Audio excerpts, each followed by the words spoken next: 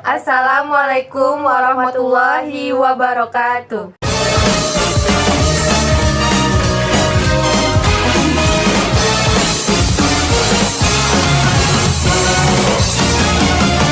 Hai guys. Hai guys. Perkenalkan, nama saya Melia Dina Sabila. Saya sekarang sedang bersama dengan rekan saya yang bernama Saya Felia Isaskia. Kami di sini akan berdiskusi mengenai pemeriksaan pajak.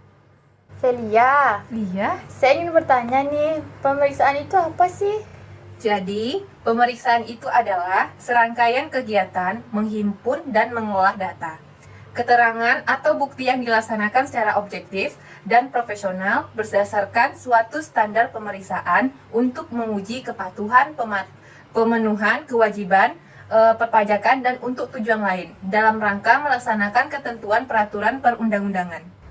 Baiklah, tadi kan kita sudah tahu nih apa itu pemeriksaan. Selanjutnya, apa sih tujuan pemeriksaan? Jadi, tujuan pemeriksaan ada dua. Yang pertama, yaitu menguji kepatuhan pemenuhan kewajiban perpajakan. Di mana yang pertama yaitu SPT, lebih bayar termasuk yang telah diberikan pengambilan pendahuluan pajak. Yang kedua, SPT rugi. Yang ketiga, SPT tidak atau terlambat atau melampaui jangkau waktu yang ditetapkan dalam surat teguran.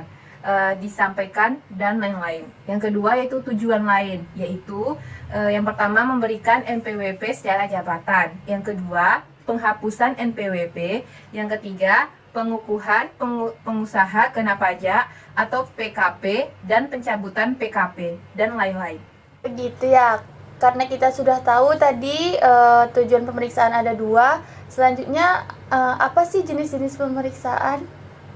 Jadi, jenis-jenis pemeriksaan itu ada dua. Yang pertama, pemeriksaan kantor. Pemeriksaan kantor adalah pemeriksaan yang dilakukan di kantor Direktorat Jenderal Pajak. Yang kedua, pemeriksaan lapangan. Pemeriksaan lapangan adalah pemeriksaan yang dilakukan di tempat kedudukan, tempat kegiatan usaha atau pekerjaan bebas, tempat tinggal wajib pajak atau tempat lain yang ditentukan oleh Direktur Jenderal Pajak.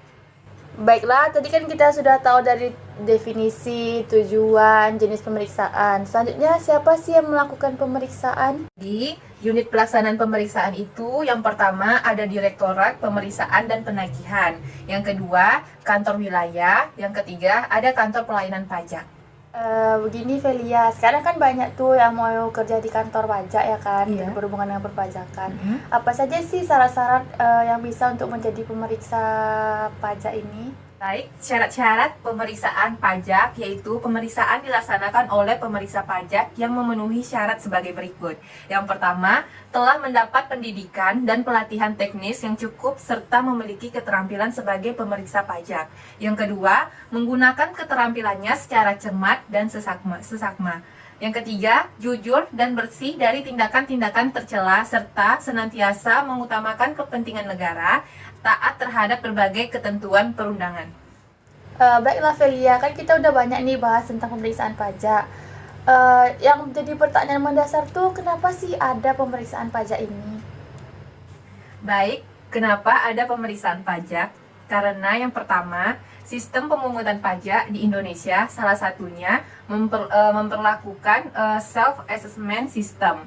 Oleh karena itu, Fiskus perlu melakukan pemeriksaan pajak untuk menguji kepatuhan kewajiban perpajakan, sehingga akan ketahuan apakah wajib pajak telah memenuhi kewajiban perpajakan sesuai dengan Undang-Undang KUP.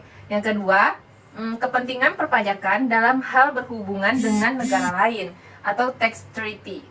Negara yang mengikat perjanjian tax treaty dengan Indonesia suatu ketika membutuhkan informasi perpajakan mengenai salah satu perusahaan di Indonesia, maka Fiskus perlu melakukan pemeriksaan untuk memperoleh informasi tersebut. Baiklah, pertanyaan selanjutnya, apakah wajib pajak memiliki hak-hak dalam hal pemeriksaan perpajakan ini? Hak-hak wajib pajak dalam pemeriksaan antara lain yang pertama yaitu meminta surat perintah pemeriksaan. Yang kedua, melihat tanda mengenal pemeriksa. Yang ketiga, mendapat penjelasan mengenai maksud dan tujuan pemeriksaan. Yang keempat, meminta rincian perbedaan antara hasil pemeriksaan dan SPT. Yang kelima, hadir dalam pembahasan akhir hasil pemeriksaan dalam batas waktu.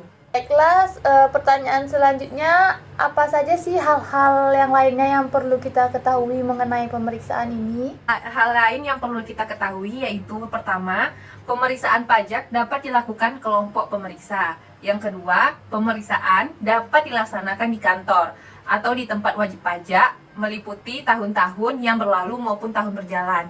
Yang ketiga, apabila wajib pajak tidak memberi kesempatan kepada pemeriksa pajak untuk memasuki tempat atau ruangan tertentu dan menolak memberi bantuan guna kelancaran pemeriksaan, maka pemeriksaan berwenang melakukan penyegelangan. Setelah dilakukan pemeriksaan itu kan pasti ada hasilnya. Bagaimana dengan hasil pemeriksaan tersebut, Velia?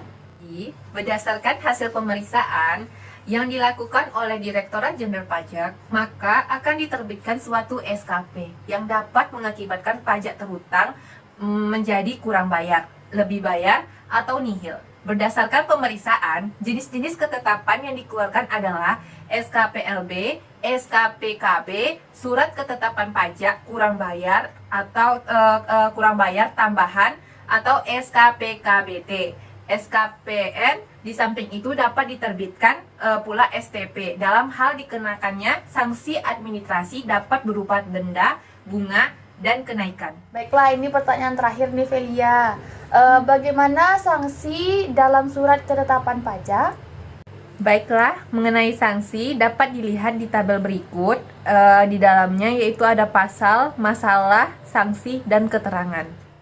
Baiklah, di sini ada tabel sanksi administrasi yang ada dalam surat ketetapan pajak, di mana ada sebuah pasal, masalah, sanksi, dan keterangan. Oh, jadi begitu ya, Velia, mengenai pemeriksaan pajak. Sayang sekali sampai di sini diskusi kita mengenai pemeriksaan pajak karena adanya keterbatasan durasi. Kepada Velia, saya ucapkan terima kasih banyak. Terima kasih juga Media Sudah membantu kita untuk menjawab pertanyaan-pertanyaan. Baiklah, jika ada salah atau kurang, kami mohon maaf. Wabillahi taufiq wal hidayah. Wassalamualaikum warahmatullahi wabarakatuh.